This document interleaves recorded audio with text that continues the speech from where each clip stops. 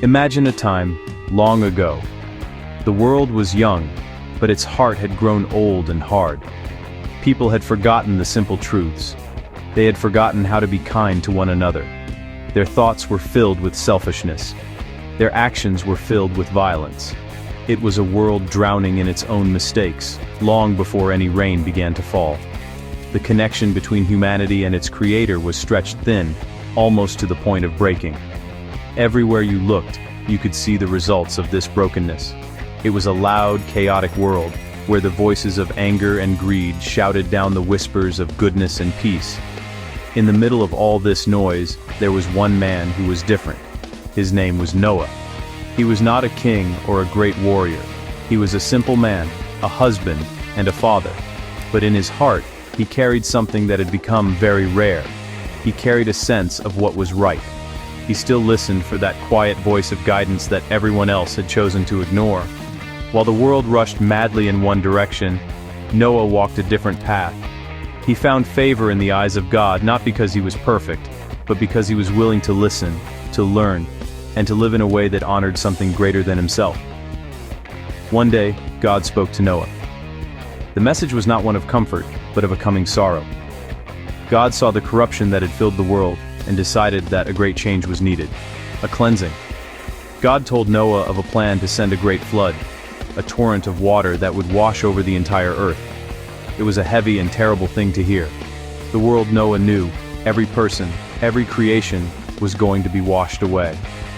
This was not just a warning about a storm, it was a prophecy of the end of an era, a judgment on a world that had lost its way. This news came with a command, an instruction that must have sounded impossible. God told Noah to build a boat, but this was no ordinary boat. It was to be a massive vessel, an ark made of gopher wood.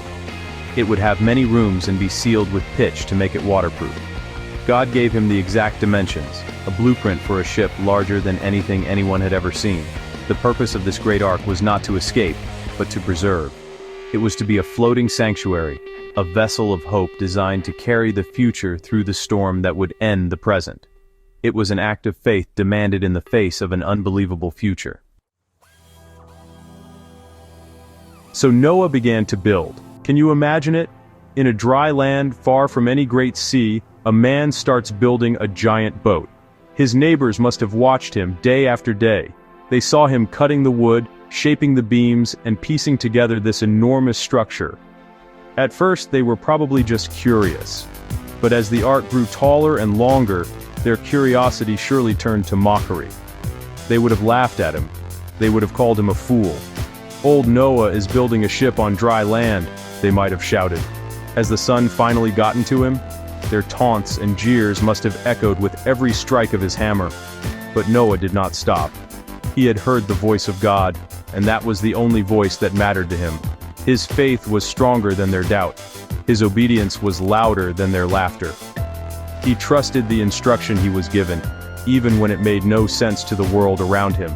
He, his wife, and his 3 sons, Shem, Ham, and Japheth, worked together. They followed every detail of God's plan. This was not just an act of construction, it was an act of profound trust. It was a silent sermon, preached with wood and pitch, about listening to a higher calling even when you are all alone. Then, something even stranger began to happen. Animals started coming. From every corner of the land, they came. They arrived in pairs, male and female, just as God had commanded. Lions and lambs, bears and birds, creatures great and small. They moved not with fear, but with a sense of purpose. They walked up the long ramp and into the ark, finding their places within the great vessel. This parade of life would have been an incredible sight, a miracle happening right before the eyes of the doubters. It was a sign that Noah was not crazy. He was part of a divine plan, a plan that included all of creation. Finally, the day came. The ark was finished. The animals were all inside. Noah and his family, his wife, his sons, and their wives, walked up the ramp for the last time. They were 8 people, a small family entrusted with the survival of the world. As they entered the ark, they left behind everything they had ever known. They left behind the world of noise, of violence, and of doubt. Then, the great door of the ark was closed. It was not Noah who closed it. The story tells us that God sealed them in. They were safe inside, protected, waiting in faith for the promise and the storm to begin. For 7 days they waited inside the ark. Outside, the world continued as it always had. The sun rose and set. People laughed and argued, completely unaware of what was about to happen. Then it began. It did not start with a gentle pitter-patter. The story says the fountains of the great deep burst forth, and the floodgates of the heavens were opened. Water erupted from the ground and poured from the sky. It was a rain unlike any other, a relentless, powerful deluge. The sky grew dark, and the sound of the water was deafening. The world that had refused to listen was now consumed by the roar of the flood. The water rose quickly. It filled the valleys and climbed the hills. It swallowed up the towns and the cities. The laughter of the mockers was silenced. Everything that had breath on dry land perished. But the ark, the vessel of faith, began to lift. It floated on the rising waters, a tiny speck of hope in a world being washed clean. Inside, Noah and his family could hear the storm raging outside. They could feel the rocking of the great ship as it was tossed on the waves. But they were safe. They were dry. They were exactly where God had told them to be, protected from the chaos by their obedience. The rain fell for 40 days and 40 nights without stopping. The water covered everything, even the highest mountains. The whole world became a vast, shoreless ocean. The ark drifted on the surface of this new sea, a solitary vessel carrying the seed of a new beginning. For months, all they could see from their single window was water and sky. Imagine the patience that required. Imagine the trust. They had to believe that the storm would end. They had to have faith that the water would one day recede and that land would appear again. Their journey was not just across water, but through a long season of waiting. After many months, the waters finally began to go down. The ark came to rest on the mountains of Ararat. But still they waited. Noah needed a sign that it was safe. He sent out a raven, but it just flew back and forth. Then he sent out a dove. The first time it came back, having found no place to land. A week later, he sent it out again. This time the dove returned in the evening, and in its beak was a freshly plucked olive leaf. It was a message of peace. It was proof that life was returning to the earth. The long night was over. A new day was dawning. When God told Noah it was time, he opened the great door of the ark. Noah, his family, and all the animals stepped out onto dry ground. They took their first breaths of air in a fresh, clean world. The world they had left was gone. This new world was quiet, empty, and ready for a new start. Noah's first act was to build an altar. He gave thanks to God. He gave thanks for their survival, for the fulfillment of the promise, and for the chance to begin again. It was an act of gratitude from a heart that had trusted through the darkest of times. This moment was not an ending, but a new and sacred beginning for all life.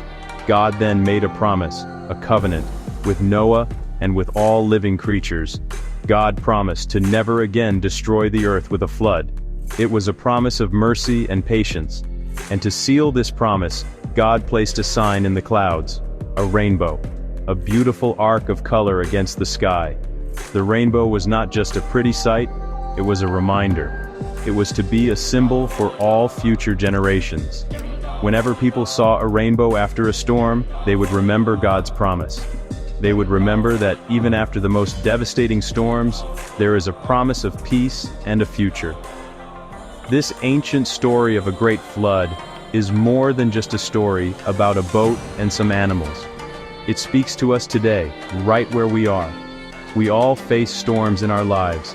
We face times of uncertainty, of fear, and of loss, when it feels like the waters are rising around us. Noah's story teaches us the power of faith in these moments.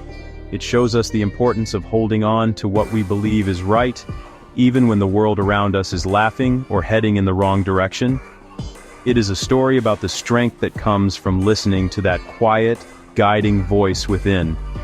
And finally, Noah's story is a powerful reminder of hope.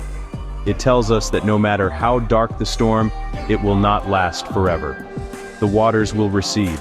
The dove will return with an olive leaf. A new beginning is always possible. The rainbow is a promise that even after the greatest destruction, life can start again, fresh and full of possibility. It teaches us to have faith through our trials, to trust that we are being guided, and to look for the sign of the rainbow when the rain finally stops. It is a timeless message.